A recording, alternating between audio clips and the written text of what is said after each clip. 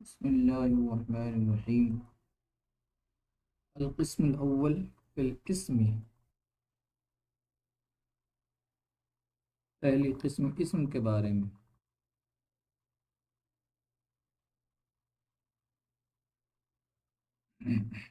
وقد مر تعریفہ وهو ينقسم إلى المعرب والمبنی، فلنذکر احکامہ فی بابین وخاتمۃ۔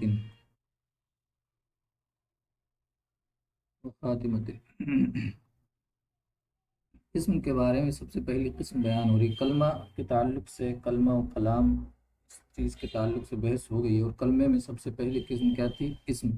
تو اسم کے بارے میں اب بتائیں گے کہ اسم کی کتنی قسمیں ہیں، سمجھ رہے ہیں آپ؟ تو وہ اب شروعات کر رہے ہیں اسم سے۔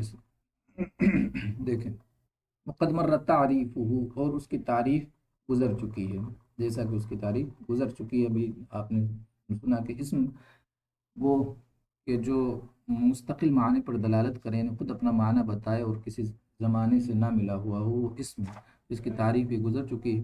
وہ ينقسم الى المعرب والمبنی، وہ منقسم ہوتا ہے معرب اور مبنی کی طرف سے، یعنی اس کی دو قسمیں ہیں، معرب اور مبنی۔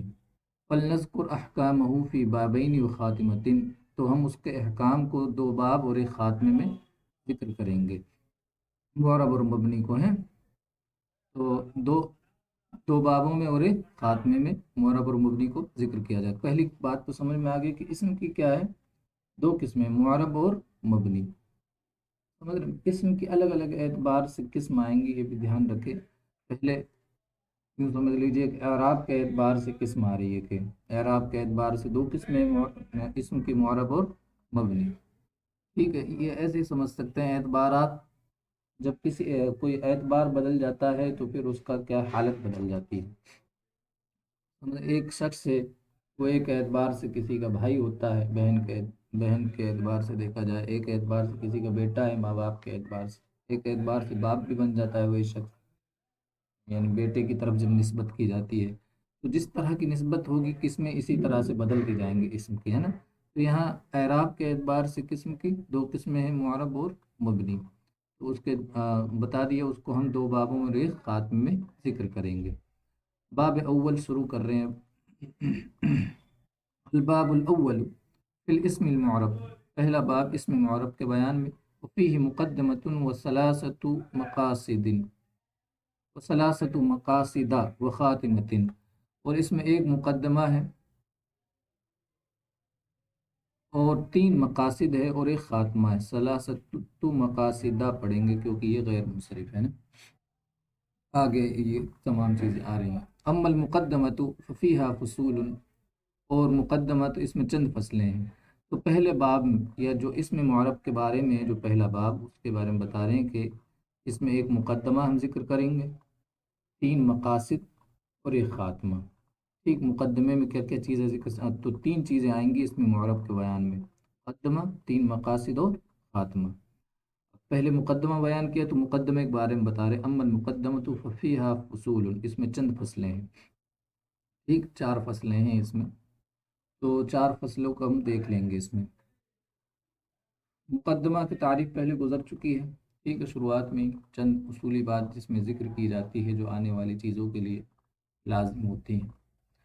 تو اس میں چند فصلیں ہیں مقدمے میں، یعنی چار فصلیں ہیں کہہ لیجیے، ویسے چند فصلیں، چار فصلیں ہیں ویسے۔ فصل، پہلی فصل کو ہم دیکھتے ہیں، فصل یعنی ای فصل الاول، پہلی فصل فی تعریف الاسم معرب، اسم معرب کی تعریف کے بیان میں پہلی فصل۔ مقدمے کی چار فصلوں کو ذکر کریں، ان میں سے پہلی فصل اسم معرب کی تعریف کے بیان میں ذکر کی جائے گی۔ اسم معرب کی تعریف، اب اس میں سمجھ لو، اسم معرب کی تعریف پہلے کس کو کہتے ہیں؟ اسم معرب، معرب کہتے ہیں وہ جس کو، اب دیکھو معرب، جس اعراب دیا ہوا، ٹھیک، اعراب دینے کی جگہ ایک یا کہہ لو جو ہے معرب، کہ جس کو اعراب دیا جائے، یہ کہہ لو اعراب جس کو دیا جائے، یعنی تینوں طرح کا جس پر اعراب آتا ہے نا، اس کو معرب کہتے ہیں۔ یہ لفظی اعتبار سے اس کی بیان کر رہے ہیں ہم، ٹھیک ہے۔ اس میں معرب کے، اب اس میں تعریف کیا دی ہے کہ دو چیزیں اس میں معرب میں پائی جاتی ہیں، اس میں معرب کتنی چیزیں پائی جاتی ہیں؟ دو. پہلی، اس میں معرب اپنے غیر کے ساتھ ملا ہوا ہو. مطلب کیا ہے اس کا؟ غیر کے ساتھ ملا ہوا ہو یعنی وہ عامل کے ساتھ ملا ہوا ہو، یہ کہہ لو اس کے ساتھ کوئی عامل ملا ہوا ہو، اس کو کہیں گے اس میں معرب. پہلی صورت کہ غیر کے ساتھ ملا ہوا ہو، اور پہلی چیز تو یہ، اور وہ مبنی اصل کے بھی مشابہ نہ ہو. یہ اس میں معرب کی تعریف میں ہے. اپنے غیر کے ساتھ ملا ہوا ہو یعنی عامل کے ساتھ ملا ہوا ہو، اور مبنی اصل کے مشابہ نہ ہو. تو یہ دو چیزیں ہیں اس میں معرب کی تعریف میں. اب دیکھو اس میں پھر اس کی تفصیل آ رہی ہے. مبنی اصل کسے کہتے ہیں؟ مبنی اصل تین ہوتے ہیں. وہ حروف ہیں، تمام حروف یعنی جن حروف کا معنی ہوتے ہیں وہ ان حروف کو کہتے ہیں اصل مبنی. جیسے من، علی، حروف جارہ، حروف مشبہ بالفعل، یہ تمام کیا ہوتے ہیں؟ مبنیات میں سے ہوتے ہیں تمام حروف. اور امر حاضر، امر کے جو سیگے ہوتے ہیں حاضر والے سیگے، جیسے کہ وہ بھی کیا ہے؟ مبنیات میں سے ہوتے ہیں. اور اسی طرح ماضی، ماضی کے سیگے مبنیات میں سے ہوتے ہیں. تو یہ تین چیزیں ہیں مبنی اصل. ان سے مشابہت جس اسم کو نہ ہو، کسی بھی طرح کی کوئی مشابہت نہ ہو، اور وہ اپنے غیر کے ساتھ ملا ہوا ہو. غیر کے ساتھ ملا ہوا مطلب میں نے آپ کو بتا دیا، یعنی وہ عامل کے ساتھ ملا ہوا ہو. اب آپ دیکھیں آگے، اس میں مثالوں سے سمجھائیں گے آپ. تعریف ترجمہ دیکھ لیتے ہیں. وَهُوَ كُلُّ اسم رُكِّبَ مع غَيْرِهِ وَلَا يَشْبَهُ مَبْنِيَ الْأَصْلِ. تو ہر وہ اسم جو رُكِّبَ مع غَيْرِهِ اپنے غیر کے ساتھ ملا ہوا ہو، وَلَا يَشْبَهُ مَبْنِيَ الْأَصْلِ اور مبنی اصل کے مشابہ نہ ہو. مبنی اصل کیا ہے؟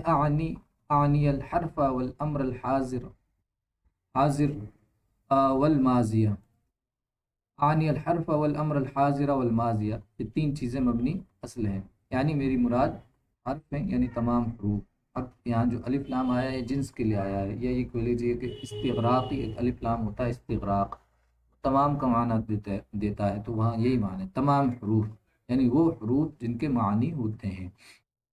والامر الحاضر، اور امر حاضر اور ماضی یہ مبنی اصل ہے، ان سے مشابہت نہ ہو. تو کیا تعریف کی؟ ہر وہ اسم جو ملا ہوا اپنے غیر کے ساتھ اور مبنی اصل سے مشابہ نہ ہو. اور مبنی اصل کیا ہیں؟ تین ہیں، تمام حروف، امر حاضر اور ماضی. اب مثال دے رہے ہیں، اس کی مثال دیکھو. اب نحو زید فی قام زید، زید فی قام زید لا زید وحدہ لعدم الترکیب. نحو زید فی قام زید لا زید وحدہ لعدم الترکیب.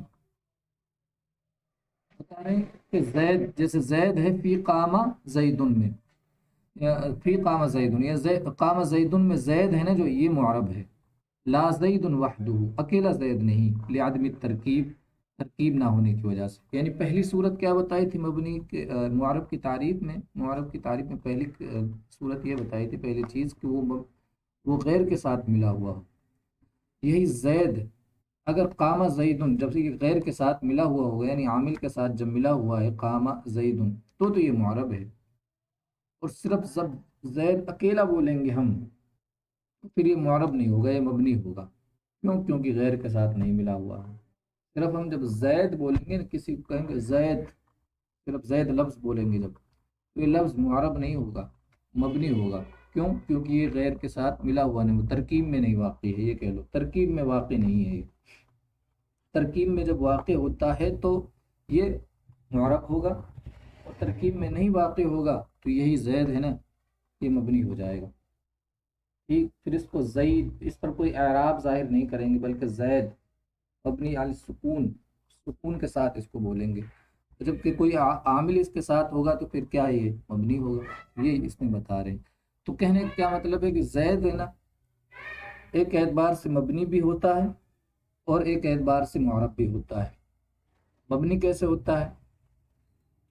کہ جب یہ ترکیب میں واقع نہیں ہوتا، یعنی ترکیب کوئی عامل کے ساتھ نہیں ہوتا ہے، ٹھیک ہے، کسی غیر کے ساتھ نہیں ملا ہوا ہوتا تو یہی زید مبنی ہوتا ہے، اور جب عامل کے ساتھ مل جاتا ہے تو یہ زید معرب بن جاتا ہے۔ زید ہی نہیں بلکہ کوئی بھی ایسا لفظ، ٹھیک ہے نا، اس میں متمکن کہہ لو، کوئی بھی اس میں متمکن ترکیب میں واقع ہوگا تو پھر کیا ہے وہ معرب ہوگا، اور ترکیب میں نہیں واقع ہوگا تو وہ کیا ہے، مبنی ہوگا۔ زید، عمر، ٹھیک، اسی طرح کتاب، ٹھیک ہے نا، کوئی بھی بہت ساری چیزیں جن پر اعراب ظاہر ہوتا ہے، اس میں متمکن جتنے بھی ہوتے ہیں وہ کیا ہوتے ہیں، ترکیب میں واقع ہوں گے تو معرب، ترکیب میں واقع نہیں ہوگا تو وہی مبنی ہو جائے گا۔ یہی اس میں بتا رہے ہیں، ان کے نزدیک یہی ہے۔ دوبارہ دیکھیں، مثال دیکھیں، زید فی قام زید، زید جیسے قام زید میں معرب ہے، لا زید وحدہ، اکیلا زید نہیں، لعدم ترکیب، ترکیب میں نہ ہونے کی وجہ سے، ترکیب میں نہ ہونے کی وجہ سے یہ معرب نہیں ہوگا۔ اور آگے بتا رہے ہیں، ولا ہؤلاء فی قام ہؤلاء لوجود الشبہ ویسمى متمکنا، یہیں تک دیکھ لو، لوجود الشبہ۔ اب بتا رہے ہیں کہ تو زید اکیلا یہ معرب نہیں ہے، مبنی ہوگا، اور نہ ہی معرب ہوتا ہے، پورا اسی سے کہیں گے معرب، اور نہ ہی ہؤلاء فی قام ہؤلاء میں، فی قام ہؤلاء، قام ہؤلاء میں، یعنی قام ہؤلاء میں ہؤلاء بھی معرب نہیں ہے، سمجھ گئے؟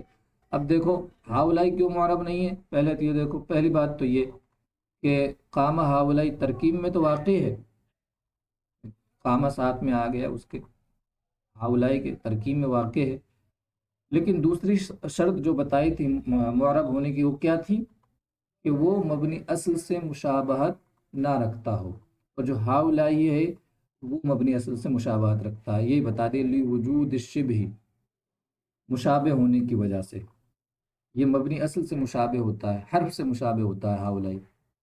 ہؤلاء کیا ہے؟ ہؤلاء اسماء اشارات میں سے ہے، اور اسماء اشارہ کیا ہوتا، اسماء اشارہ مشار الیہ کے بغیر نہیں پایا جاتا، تو اس میں کیا ہے، حاجت پائی گئی، مشار الیہ کے بغیر اپنا معنی بیان نہیں کرتا ہے۔ جس طرح جو حرف ہوتا ہے نا، حرف کیا ہوتا ہے، اپنے معنی بتانے میں غیر کا محتاج ہوتا ہے، اور اسماء اشارہ بھی اپنے معنی بتانے میں غیر کا محتاج ہوتے ہیں، تو یہ حرف سے مشابہت ہو گئی اس کی، سمجھ گئے آپ؟ تو اس میں دوسری شرط نہیں پائی جا رہی ہے معرب والی، تو اس لیے معرب نہیں ہے، یہ کیا ہے، مبنی ہے۔ تو دوبارہ مثالوں کو دیکھ لیں، زید، قام زید میں معرب ہے، اکیلا زید معرب نہیں ہے ترکیب میں نہ ہونے کی وجہ سے، اور نہ ہی ہؤلاء معرب ہے قام ہؤلاء میں، کیوں؟ کیونکہ مشابہ، یہ حرف کے مشابہ ہے، لوجود الشبہ، مشابہ ہونے کی وجہ سے، ویسمى متمکنا، اور اس کا نام متمکن رکھا جاتا ہے، یعنی اس میں معرب کو متمکن بھی کہتے ہیں، متمکن یعنی جگہ دینے والا، کیونکہ یہ اعراب کو جگہ دیتا ہے نہیں، تو اس لیے اس کو متمکن کہتے ہیں۔ تو سمجھ گئے، تعریف سمجھ میں آ گئی ہوگی۔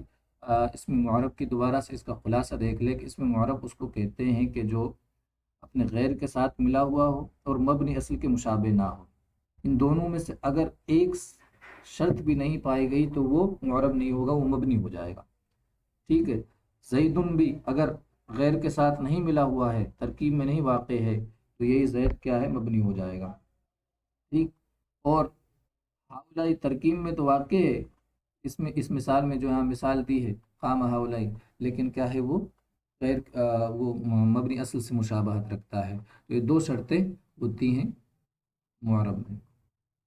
اب دیکھتے ہیں معرب کا حکم کیا ہے، فصل حکمہ، اب دوسری فصل ہے اس کے حکم کے بارے میں، حکمہ ان یختلف آخرہ باختلاف العوامل اختلافا لفظیا، اور آگے آ رہا ہے او تقدیریا، یہ لفظ آ گئے ہیں یہاں، یہ اس کی تعریف ہے، اس کا حکم ہے، تعریف پہلے گزر گئی، اب اس کا حکم آ رہا ہے، کس کا؟ اس میں معرب کی بات چل رہی ہے تو اس میں معرب کا حکم اب بیان کر رہے ہیں۔ حکم اس کا یہ ہے کہ عوامل جیسے عامل ہوگا ویسے ہی اس پر اعراب آئے گا، یہ اس کا سمپل سا حکم، یہ کہہ سکتے ہیں جیسا عامل ویسے ہی اعراب، یعنی رفع دینے والا عامل آئے گا تو یہ مرفوع ہوگا، نصب دینے والا عامل آئے گا تو یہ منصوب ہوگا، ٹھیک، جر دینے والا عامل آئے گا تو یہ مجرور ہوگا، تو جیسا عامل ایسی اس کی حالت، یعنی عامل کے بدلنے سے اس کی حالت بدلتی ہے، یہ اس کا حکم ہے، سمجھ گیا؟ معرب کا حکم کیا ہے کہ جیسا عامل ویسا حکم، عامل کے بدلنے سے جس کی حالت بدل جائے اس کو، یہ اس کا حکم، ٹھیک ہے، اس کا حکم یہ ہے کہ عامل کے بدلنے سے اس کی حالت بدلتی ہے۔ اب وہ جو اختلاف یعنی بدلاؤ جو اس میں ہوگا وہ یا تو لفظی بدلاؤ ہوگا یا تقدیری بدلاؤ ہوگا۔ لفظی کیسے کہتے ہیں؟ لفظی کہتے ہیں تلفظ، یعنی جس پر ہم تلفظ کرتے ہیں اس کو لفظی بدلاؤ کہیں گے۔ یعنی بدلاؤ پر اگر ہم تلفظ کر رہے ہیں، ہمارے پڑھنے میں آ رہا وہ بدلاؤ، تو وہ ہے لفظی بدلاؤ۔ مثلا زیدن، زیدن، زیدن، ٹھیک ہے۔ تو یہاں کیا ہے، بدلاؤ جو آ رہا ہے ہم تلفظ کر رہے ہیں اس پہ، ایک جگہ زیدن پڑھ رہے ہیں، ایک جگہ زیدن پڑھ رہے ہیں، ایک جگہ زیدن پڑھ رہے ہیں، ٹھیک ہے۔ اور ایک بدلاؤ ہوتا ہے تقدیری۔ تقدیری کا کیا مطلب؟ اس کا لفظی کا الٹا لے لو، اس کا برخلاف کہ لفظی کا مطلب وہ جس پر تلفظ کیا جائے، اور تقدیری کا مطلب جس پر تلفظ نہ کیا جا سکے۔ بدلاؤ تو ہو لیکن تقدیری ہو، تلفظ نہیں کہیں گے، مان لیا گیا۔ تقدیری کا مطلب وہ ہے جو مان لیا جائے، بدلاؤ کو ذہن میں ہو وہ بدلاؤ، صرف لفظوں میں بدلاؤ نہ ہو۔ جیسے موسیٰ، تینوں حالتوں میں، حالت رفعی میں بھی موسیٰ آئے گا، حالت نصبی میں موسیٰ، اور حالت جری میں بھی موسیٰ، یا موسن کہہ سکتے ہیں، موسن، ٹھیک ہے، دونوں طرح۔ جانی موسن، رائت موسن، مررت بموسن، موسن کیوں پڑھتے ہیں؟ اس کے پھر تعلیل کرنی پڑے گی، آگے جا کے اس کی تعلیل بھی ہم کر دیں گے اس میں جب اعراب کی بحث آئے گی۔ بہرحال اب دیکھتے ہیں اس کا ترجمہ دیکھ لیتے۔ اس کا خلاصہ ہم نے آپ کے سامنے بیان کر دیا کہ جیسا عامل ویسا اعراب، یعنی عامل کے بدلنے سے اس کا اعراب بدلتا ہے، اور پھر وہ بدلاؤ لفظی ہو سکتا ہے یا تقدیری ہو سکتا ہے۔ ترجمہ دیکھو، وَحُكْمُهُ أَن يَخْتَلِفَ آخِرُهُ بِاخْتِلَافِ الْعَوَامِلِ اخْتِلَافًا لَفْظِيًّا، اور اس کا حکم یہ ہے کہ اس کا آخر، ان یختلف آخر، اس کا آخر بدلتا ہے عوامل کے بدلنے سے، اس کا آخر میں اختلاف ہوتا ہے، یعنی تبدیلی ہوتی ہے عوامل کے تبدیل ہونے سے۔ اختلاف لفظی، لفظی اختلاف یعنی اختلاف لفظی ہوگا، بدلاؤ لفظی ہوگا۔ نحو، اس کی مثال دیکھو، جاءنی زید ورأیت زیدا ومررت بزید۔ دیکھو جاء یہاں عامل رفع دینے والا ہے، فعل ہے، اور یہ فاعل پھر آ گیا اس کا، یہاں عامل آ گیا، نصب دینے والا عامل، یعنی مفعول ہو رہا ہے یہاں، اور یہاں عامل آ گیا جڑ دینے والا، تو پھر عامل بدل رہے ہیں، اب اس کی کیا ہے، اعراب لفظی بھی اعراب بھی بدل رہا ہے، سمجھ گیا؟ دیکھو جاءنی زید ورأیت زیدا مررت بزید، یعنی اس میں اختلاف ہو رہا ہے، تبدیلی ہو رہی ہے، ٹھیک ہے، مثال ہو۔ او تقدیری، یا جو اختلاف ہو تبدیلی ہو، تقدیری اختلاف ہو، پڑھنے میں نہ آ جو، جیسے جاءنی موسن ورأیت موسن ومررت بموسن، موسن ہی اس کو پڑھنا، موسن نہ پڑھنا، ٹھیک ہے۔ اچھا آگے دیکھ لیتے ہیں ہم۔ والاعراب ما به يختلف آخر المعرب كالضمة والفتحة والكسرة والواو والالف والياء۔ اعراب، اب بتایا تھا ابھی ایک لفظ آیا تھا کہ جس کا اس کا حکم یہ ہے کہ اس کا آخر عوامل کے اختلاف سے بدلے، ٹھیک۔ اب اعراب کے بارے میں بتان کر رہے ہیں کہ اعراب وہ لفظی اعراب بھی ہو سکتا ہے، تقدیری اعراب بھی، یہ چیز آئی تھی نا ابھی، اختلاف لفظی ہوگا یا اختلاف تقدیری ہوگا۔ معرب پر کیا آتا ہے؟ اعراب آتا ہے، تو اب اعراب کی تعریف اس میں کر رہے ہیں۔ اعراب کسے کہتے ہیں؟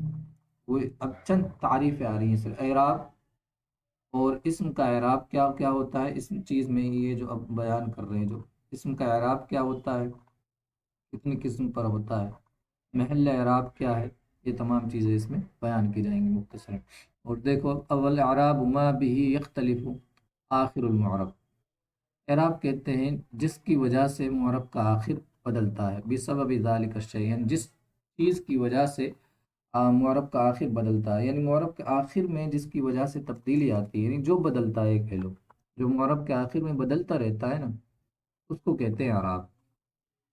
اب اعراب دو طرح کا ہوتا ہے، اعراب ایک ہوتا ہے اعراب بالحرکت، اور ایک ہوتا ہے اعراب بالحرف، ٹھیک۔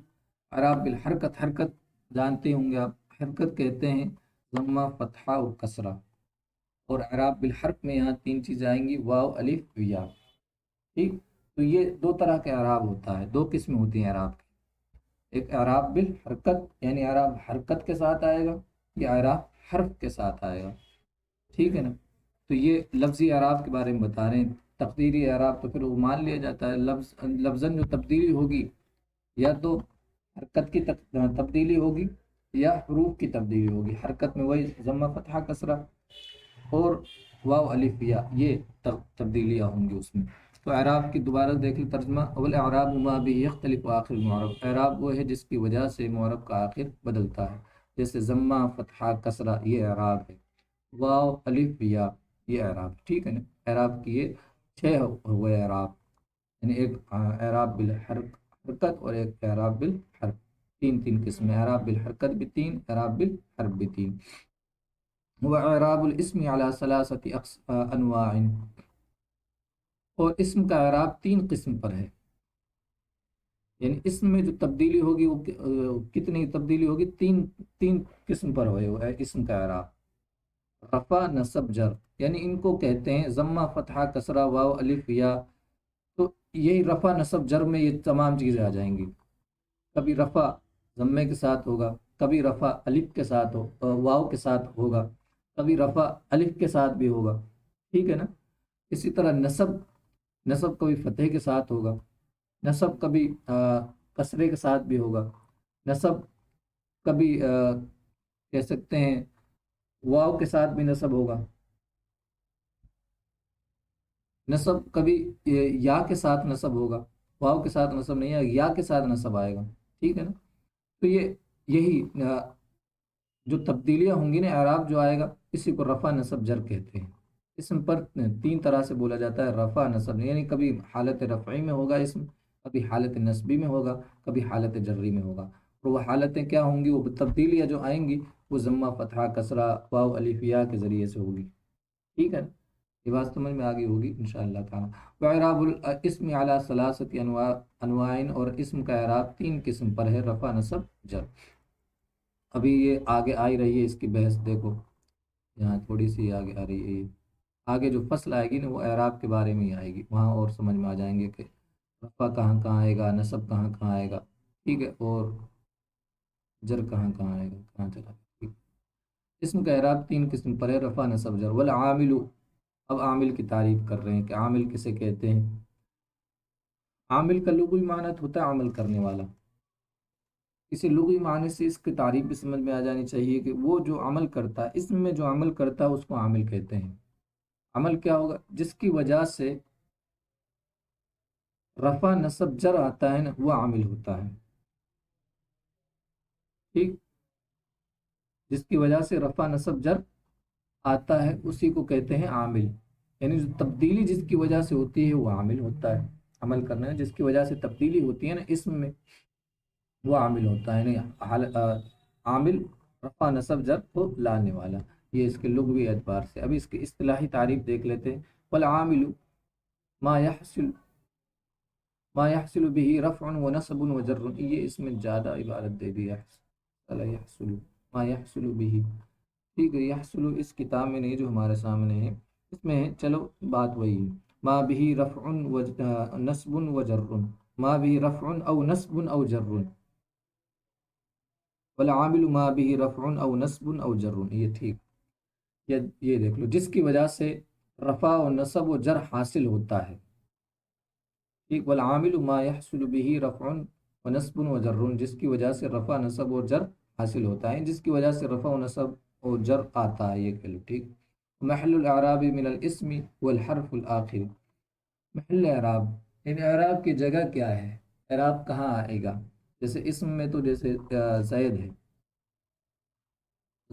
زا ہے، یا ہے، دال ہے، 3 لفظ ہیں اس میں، کتاب ہے، کاف تا الف با، ٹھیک؟ اسی طرح اور قلم ہے، قاف لام میم۔ اعراب کس پر ظاہر ہوگا؟ یعنی جو ضمہ فتحہ کسرہ یہ وقت آئیں گے، یہ کہاں ظاہر ہوں گے؟ اعراب کہاں آئے گا؟ وہ بتا رہے ہیں، اعراب آئے گا من الاسم، اسم میں اعراب، والحرف الاخر، وہ آخری حرف ہے، آخری حرف کو محل اعراب کہتے ہیں، یعنی اسم کا آخری حرف یہ محل اعراب ہوتا ہے، اس پر اعراب آتا ہے۔ جیسے زید ہے تو اس پر جو اعراب ظاہر ہوگا نا وہ ہوگا دال پر، کتاب میں با پر، قلم میں میم پر، وغیرہ وغیرہ، ٹھیک ہے نا؟ تو محل اعراب وہ اسم کا آخری حرف ہوتا ہے۔ سب کی مثال دے رہے ہیں، اب 3 چیزیں اس میں بیان کی: اعراب، ٹھیک، اور اسم کا اعراب 3 طرح کا تھا، ٹھیک، اعراب، عامل اور محل اعراب، 3 چیزیں ہیں، تینوں کی مثال ایک ساتھ ہی دے رہے ہیں، مثال بالکل سب کی مثال۔ نحو قام زید، سب کی مثال قام زیدن ہی ہے، جیسے دیکھو اب قام زیدن میں سب آ گیا، قامہ کیا ہے؟ عامل ہے، زیدن معمول، وہ زیدن وہ جس پر اعراب ہے، ٹھیک ہے، اور دال اس کا کیا ہے؟ محل اعراب۔ فقام عامل و زید معرب، وہی معرب یا معمول جس پر اعراب ظاہر ہوا۔ سب کی مثال دے رہے ہیں: قام عامل و زید معرب و ضمہ اعراب و دال محل اعراب، 4 چیزیں کر دی اس میں، ٹھیک، قام عامل، زید معرب، ضمہ اعراب اور دال محل اعراب۔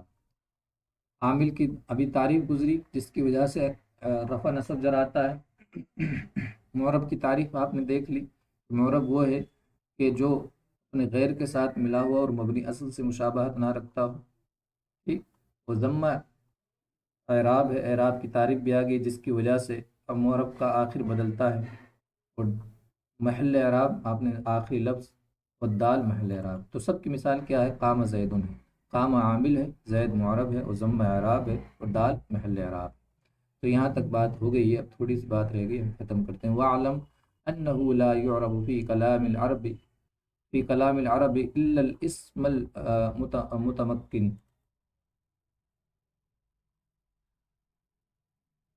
وَاعْلَمْ أَنَّهُ لَا يُعْرَبُ فِي كَلَامِ الْعَرَبِ إِلَّا الْإِسْمُ الْمُتَمَكِّنُ وَالْفِعْلُ الْمُضَارِعُ وَسَيَجِيءُ حُكْمُهُ فِي الْقِسْمِ الثَّانِي إِنْ شاء اللہ تعالی۔ تو جان لو کہ معرب نہیں ہوتا ہے کلام عرب میں، یعنی کلام معرب کے بارے میں بتا رہے ہیں کہ معرب کتنا ہوتے ہیں۔ کلام عرب میں صرف 2 معرب ہوتے ہیں، معرب کی 2 قسمیں یہ کہہ لو، اور 2 قسموں میں کافی چیزیں آ جاتی ہیں، اس میں متمکن کی پھر کافی چیزیں آ جاتی ہیں اس میں۔ بہرحال معرب کیا ہے؟ 2 طرح کا ہوتا ہے، صرف 2 ہوتا ہے معرب، ایک تو اس میں متمکن، اور ایک ہوتا ہے فعل مضارع۔ فعل مضارع میں بھی 2 صیغے جو ہوتے ہیں وہ تو مبنی ہوتے ہیں، جمع مؤنث کے جو صیغے ہوتے ہیں، جمع مؤنث غائب، جمع مؤنث حاضر، وہ مبنی ہوتے ہیں۔ اسی طرح فعل مضارع میں نون ثقیلہ اور نون خفیفہ جو ہوتا ہے وہ بھی مبنیات میں سے ہیں، ٹھیک ہے۔ تو فعل مضارع جب نون ثقیلہ اور نون خفیفہ سے خالی ہو، اور جمع مؤنث کے نون سے خالی، جمع مؤنث کے 2 صیغوں کو چھوڑ کر، یہ معرب ہوتا ہے، اور اس میں متمکن معرب ہوتا ہے۔ یہ 2 ہی معرب ہوتے ہیں کلام عرب میں، ٹھیک ہے نا؟ اب یہ اس کا ترجمہ دیکھ لو۔ وَاعْلَمْ أَنَّهُ لَا يُعْرَبُ فِي كَلَامِ الْعَرَبِ إِلَّا الْإِسْمُ الْمُتَمَكِّنُ، جان لو کہ معرب نہیں ہوتا ہے کلام عرب میں مگر اس میں متمکن، یعنی اس میں متمکن ہی معرب ہوتا ہے، اور فعل مضارع معرب ہوتا ہے۔ وَسَيَجِيءُ حُكْمُهُ فِي الْقِسْمِ الثَّانِي إِنْ شاء اللہ تعالی، اور فعل مضارع کا بیان آئے گا حکم ثانی میں، قسم ثانی میں، اور اس کا حکم آئے گا قسم ثانی میں۔ کس کا حکم؟ یعنی فعل مضارع کے بارے میں ان شاء اللہ تعالی اس کا جو بیان آئے گا، اس کا حکم آئے گا دوسری قسم میں آ جائے گا انشاءاللہ۔ یہ تو پہلی قسم چل رہی ہے نا، دوسری قسم فعل کے بارے میں ہوگی، پہلی قسم اسم کے بارے میں، تو فعل جہاں آئیں گے وہاں فعل مضارع کا بیان کر دیا جائے گا۔ تو یہ آج کا سبق ہمارا ہو گیا ہے، انشاءاللہ آگے ہم پڑھیں گے اسم کے اعراب قسمیں ہم بیان کریں گے۔